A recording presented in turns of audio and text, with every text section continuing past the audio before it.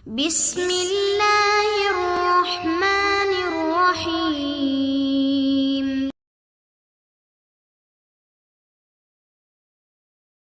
Yang ke-24, Al-Hadithur Rabi' wal 20.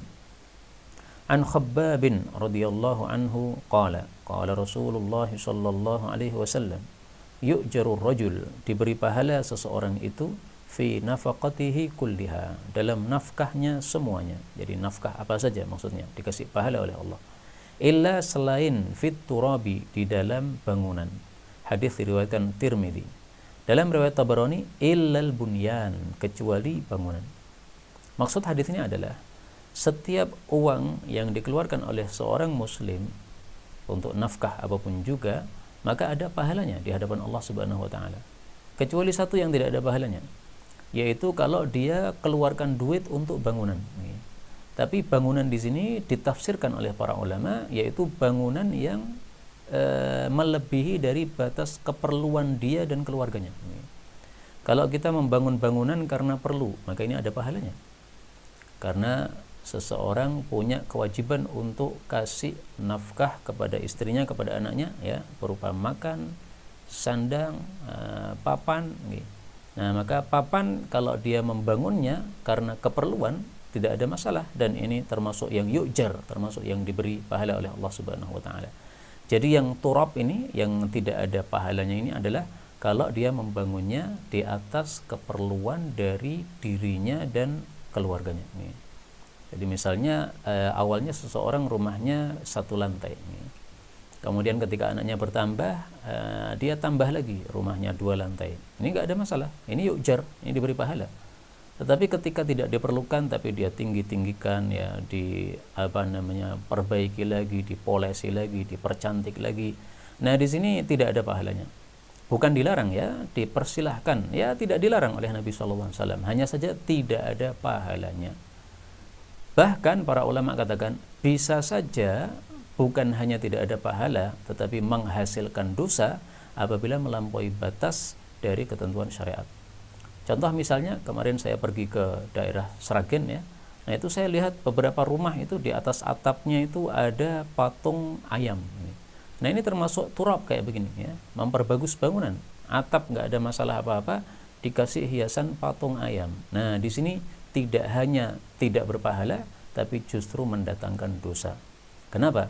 Karena membuat patung makhluk bernyawa haram dalam Islam. Nah, sebagian orang bingung karena saking banyaknya duitnya, sehingga rumah yang sudah bagus rusak lagi, ya, ditetel lagi, ditetei lagi, kemudian diganti tembok yang baru, ya. Kemudian kalau sudah bosan 1 tahun 2 tahun, dirusak lagi, diganti lagi. Nah, kayak gitu itu yang tidak ada nilai pahalanya sama sekali di hadapan Allah Subhanahu wa taala. Karena itu seorang muslim seyogianya ketika mengeluarkan nafkah, hendaklah dia memikirkan, kira-kira ini keluar nafkah ada pahalanya atau tidak. Nah, kaitannya hadis ini dengan bab korban Idul Adha adalah bahwa korban Idul Adha Anda keluarkan berapapun ada nilai pahalanya di hadapan Allah Subhanahu wa taala. Sehingga seseorang yang pelit untuk mengeluarkan duitnya untuk korban Idul Adha karena merasa tahun kemarin sudah korban, atau pelit untuk mengeluarkan duitnya untuk korban Idul Adha sehingga memilih kambing yang paling murah di antara yang dijual itu, padahal dia mampu untuk memilih yang termahal misalnya, maka hendaklah dia mengingat hadis ini bahwa apapun duit yang dia keluarkan diberi pahala oleh Allah Subhanahu wa taala, kecuali satu yang tidak ada pahalanya, yaitu kalau dia memegah-megahkan bangunan rumah yang dia tidak perlu kepadanya. Kaum muslimin rahimani wa rahimakumullah, hadis ini malah mengingatkan saya kepada kasus yang lain, yaitu rumah-rumah Rasul sallallahu alaihi wasallam. Rumah-rumah beliau sangat kecil sekali, ya, dengan kamar-kamar yang sangat kecil juga di dalam rumah tersebut. Nah, ini Sa'id bin Musayyab ketika melihat rumah-rumah Nabi dihancurkan untuk perluasan Masjid Nabawi, dia menangis. Dia mengatakan alangkah bagusnya seandainya rumah Nabi ini dibiarkan supaya menjadi contoh bagi umat beliau. Nah, sekarang alhamdulillah banyak para masyayikh yang sudah menggambarkan kepada kita bagaimana bentuk rumah Nabi SAW dengan ukuran meter sebagaimana lebih mudah untuk tergambar bagi kita. Ternyata sangat-sangat kecil sekali, Saya yakin tidak ada satupun kita yang rumahnya lebih kecil daripada Rasulullah sallallahu alaihi wasallam. Karena itu stoplah, tidak usah berfoya-foya dalam masalah bangunan, enggak ada pahalanya sama sekali. Kalau berfoya-foya seperti itu, hendaklah kita gunakan uang kita yang diberikan oleh Allah untuk keberuntungan kita di akhirat, mencari pahala di hadapan Allah Subhanahu wa taala. Kita lanjutkan hadis yang ke-25, al-haditsul khamis wal 20. An Jabirin radhiyallahu anhu qala qala Rasulullah sallallahu alaihi wasallam, khairun nasi, sebaik-baik manusia, anfa'uhum, yang paling manfaat, paling banyak manfaat di antara mereka, linnas, kepada orang-orang yang lain. Rawahul Qudai, diriwayatkan oleh Imam Qudai, ini wafat tahun 454 Hijriah. Fi Musnad Asy-Syihab fil Mawa'idh wal Adab. Ini judul kitabnya ya, dalam Musnad Asy-Syihab. Syihab itu artinya obor ya. Fil Mawa'idh, dalam masalah nasihat-nasihat wal adab dan adab-adab. Ini sekedar judul ya, judulnya Asy-Syihab fil Mawa'idh wal Adab. Hadis ini menunjukkan bahwa manusia yang terbaik itu maksudnya paling dicintai oleh Allah Subhanahu wa taala, sebagaimana hadis berikutnya nanti kalimatnya begitu. Demikian juga maksudnya adalah yang paling besar pahalanya itu adalah orang yang paling banyak memberi manfaat kepada manusia. Memberi manfaat dengan apa? Ya dengan apapun. Kalau orang berilmu, memberi manfaat dengan ilmunya. Semakin banyak dia memberi manfaat dengan ilmunya, semakin besar pahalanya. Orang yang kaya, maka dia memberi manfaat dengan hartanya. Semakin banyak dia memberi manfaat dengan hartanya kepada orang lain, maka semakin besar pahalanya. Orang yang punya pangkat juga begitu ya, dia memberi manfaat kepada orang lain dengan pangkatnya, maka dia semakin besar pahalanya di hadapan Allah Subhanahu wa taala. Dan ilmu bermacam-macam ya, ada ilmu dunia, ada ilmu agama. Nah, ilmu agama dengan mengajarkan ilmu tersebut. Ilmu dunia misalnya kedokteran ya, seorang dokter dia yang paling besar pahalanya adalah yang anfa'uhum, yang paling banyak memberikan manfaat. Nah, sehingga seorang muslim ketika mengetahui hal seperti ini, dia tidak akan pelit untuk memberikan jasa kepada orang lain ya. Bisa memberikan jasa dengan ilmunya, bisa dengan hartanya, bisa dengan kepandaiannya dalam bab-bab tertentu yang dia kuasai ya, bisa juga dengan kedudukannya ya. Maka ini maksud dari hadis ini, sehingga kaitannya dengan kurban sangat jelas ya. Ini adalah salah satu dasar mereka yang suka untuk kurban sapi, meskipun hanya 1/7 dari sapi tersebut tidak ada masalah. Tapi dari sisi memberi manfaat dengan daging yang lebih banyak daripada kalau kita kurban kambing, maka ini sesuatu yang utama. Sehingga masalah kurban ini bebas saja ya. Siapa yang suka kurban kambing silahkan, karena kurban kambing lebih utama daripada kurban 1/7 sapi, sebagaimana sudah dijelaskan oleh para ulama-ulama kita. Tapi bagi yang suka kurban sapi, tidak ada masalah, silahkan lanjutkan.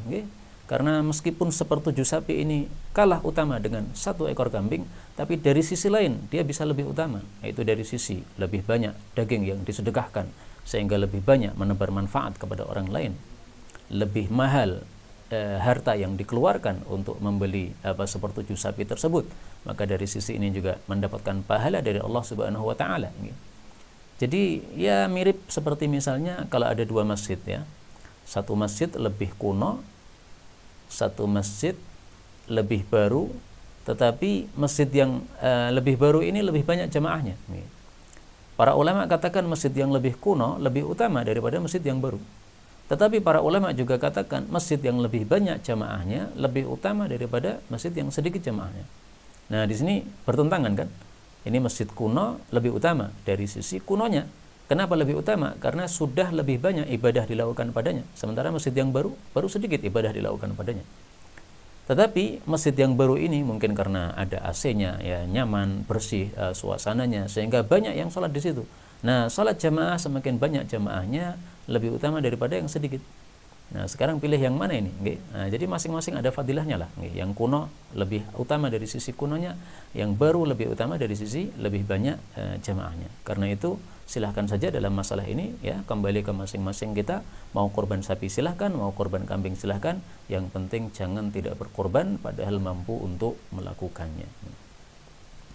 Sebagai penutup untuk hadis 25 ini ya, bahwa hadis ini dalam sanadnya ada rawi yang dhaif bernama Amr As-Saksaki. Tetapi meskipun hadis ini di dalam sanadnya ada rawi yang dhaif, oleh Syekh Albani hadis ini dinilai hasan. Kenapa dinilai hasan? Karena ada hadis yang semakna dengannya, yaitu hadis berikutnya, al-haditsus sadis wal ishrun, hadis 26. Ani bin Umar radhiyallahu anhuma qala Rasulullah sallallahu alaihi wasallam, ahabbun nasi, orang yang paling dicintai ilallahi oleh Allah taala, anfa'uhum, yang paling manfaat, maksudnya paling banyak manfaat di antara mereka. Hadis riwayat Tabarani. Kenapa orang yang paling banyak memberi manfaat kepada orang lain paling dicintai oleh Allah? Para ulama mengatakan karena semua makhluk itu adalah tanggungan Allah Subhanahu wa taala. Sehingga orang yang paling banyak memberi manfaat kepada orang-orang yang ditanggung oleh Allah, dialah yang paling disukai oleh Allah. Seperti misalnya saya punya keluarga, nih, anak istri. Nah, orang yang paling banyak berbuat baik kepada anak istri saya, wajar kalau saya kemudian suka kepadanya, ya, cinta kepadanya. Nah, demikian juga Allah Subhanahu wa taala, tetapi Allah tidak seperti makhluk, ya, ta'alallahu amma yasifun. Allah jauh lebih utama, tapi maksudnya itulah, ya, penalarannya kenapa orang yang paling banyak memberi manfaat itulah yang paling dicintai oleh Allah Subhanahu wa taala. Karena itu dari hadis ini kita ambil pelajaran, kalau kita ingin dicintai oleh Allah, hendaklah kita banyak memberi manfaat kepada orang lain. Dengan kata lain, jangan pelit untuk memberi manfaat kepada orang lain. Apapun yang kita bisa berikan, ya, yang diberi ilmu oleh Allah, jangan pelit menyampaikan ilmu. Yang diberi harta oleh Allah, jangan pelit untuk memberi manfaat dengan harta. Yang diberi jabatan oleh Allah Subhanahu wa taala, jangan pelit untuk menggunakan jabatannya untuk maslahat umum. Jangan seperti kebanyakan pejabat, ya, menggunakan jabatannya untuk maslahat pribadi. Mestinya gunakan jabatannya untuk maslahat umum. Saya mengangan-angankan kapan suatu saat adanya seorang, ya, pejabat atau pemimpin yang dia sama sekali tidak mengambil jatah untuk dirinya kecuali sesuai dengan keperluannya saja. Misalnya gajinya dalam 1 bulan 20 juta misalnya. Perlunya berapa? 1 bulan dia mungkin perlu 2 juta. Ya sudah, ambil 2 juta. Sisanya digunakan untuk rakyat. Nah, kayak begini yang kita idamkan. Jadi orang yang sama sekali tidak melirik kepada dunia, tetapi dia hanya melirik kepada pahala dari Allah Subhanahu wa taala, karena dia mengetahui bahwa orang yang paling dicintai oleh Allah itu adalah yang paling banyak memberikan manfaat. Kaitan hadis ini dengan korban Idul Adha sangat erat sekali, bahwasanya dengan korban kemudian kita membagi-bagikan dagingnya, maka ini kita sudah termasuk anfa, ya, orang-orang yang memberi manfaat kepada orang lain. Karena itu sebisa mungkin jangan mengambil korban Idul Adha kita melebihi dari 1/3. Kenapa? Nah, nanti akan dijelaskan pada hadis berikutnya, hadis 27. Kenapa jangan lebih dari 1/3? Meskipun tidak haram, ya. Para ulama katakan seandainya semua daging korbanmu kamu makan, sebagian dimakan, sebagian disimpan. Yang diberikan kepada orang miskin hanya 1 suap saja misalnya, 1 piring saja, ya, diberikan kepada mereka.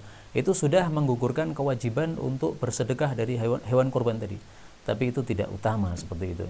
Yang paling utama adalah jangan lebih dari 1/3 berdasarkan hadis yang akan kita baca nanti.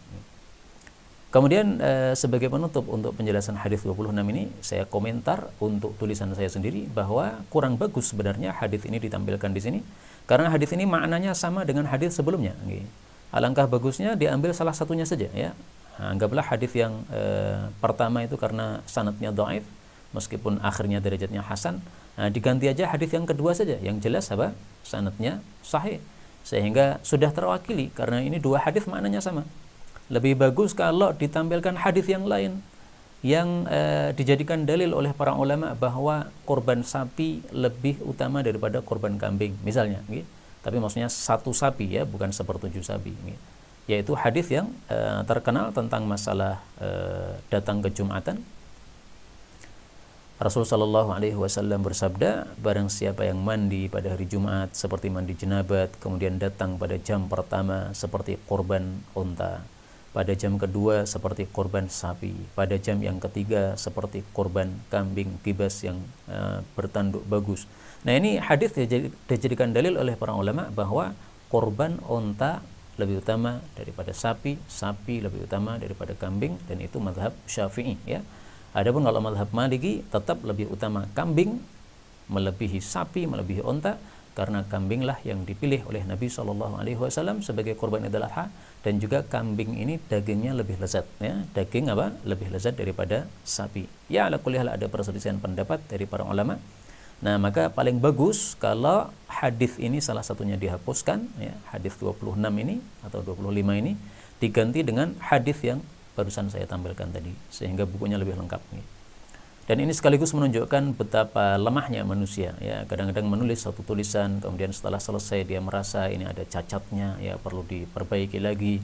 Dan ini tidak ada masalah, ini supaya manusia tidak sombong, ya, sehingga dia ngerti memang batas kemampuannya segitu, ya, tidak akan ada tulisan manusia sempurna, tidak akan. Imam Syafi'i saja ketika menulis kitab Ar-Risalah, ya, dibaca oleh muridnya, setiap kali membaca ketemu salahnya, dibaca lagi ada salahnya lagi, besok dibaca lagi ada salahnya lagi. Jadi setiap pengkataman kitab itu pasti ketemu salah, pengkataman berikutnya ada salahnya lagi. Nah, demikian juga kitab ini insya Allah akan cetak pada edisi berikutnya dengan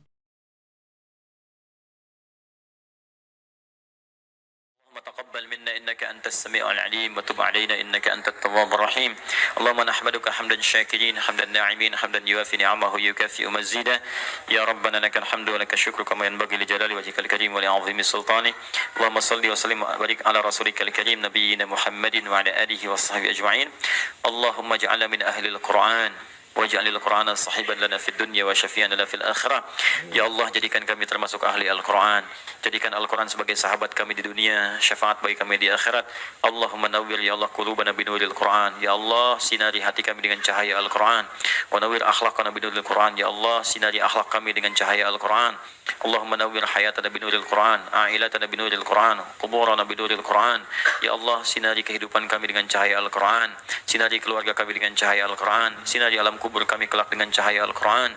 Allahumma ya arhamar rahimin taqabbal minna jami' amalina salihah. Ya Allah, mohon terima seluruh amal kami, jadikan itu soleh dalam pandangan-Mu ya Rabbal Alamin. Rabbana yassir lana wa la tu'assir alaina. Ya Allah, mudahkan semua urusan kami, jangan berikan kesulitan pada kehidupan kami. La tada'lana fi maqamina hadha dhanban illa ghafartah.